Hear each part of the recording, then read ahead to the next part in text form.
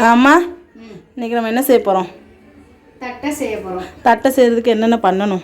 என்னது, உளுந்து 100 உளுந்து 100 உளுந்து எடுத்து குக்கரில் போட்டு 400 தண்ணி ஊற்றி அதை வேக வச்சு எடுத்து வச்சிடணும். நல்லா கொலையாக வேக வச்சு எடுத்து வச்சிடணும்.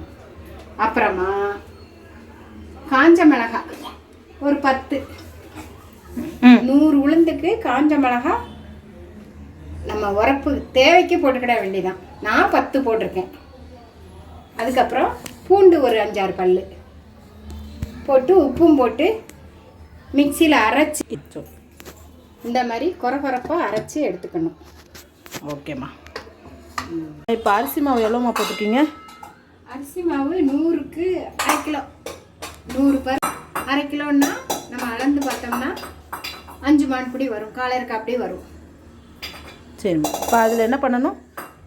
அதில் இந்த பருப்போட பச்சரிசி மாவும் போட்டு இந்த காஞ்ச மிளகா அரைச்சதையும் போட்டு அதில் கொஞ்சம் நெய்யும் கொஞ்சம் ஊற்றி, நெய் இல்லைன்னா எண்ணெய் ஊற்றிக்கலாம். ஓகே. ஆனால் எண்ணெயும் சுட வச்சு ஊற்றணும், பச்சையாக ஊற்றக்கூடாது. சுட வச்சு கொஞ்சம் எண்ணெய் ஊற்றிக்கலாம். அவ்வளோதான். காஞ்ச மிளகா, மஞ்சள் பொடி, உப்பு, வெள்ளைப்பூண்டு போட்டிருக்கு. அப்போ நம்ம பருப்பில் உள்ள தண்ணி பத்தலைன்னா கொஞ்சம் தண்ணி ஊற்றிக்கலாம் மாவு பிசையும் போது.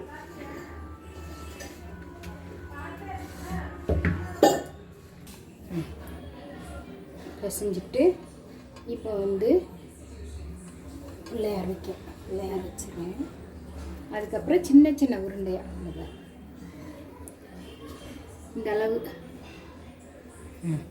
உருண்டையாக உருட்டி போடணும். ஒரு இந்த தட்டு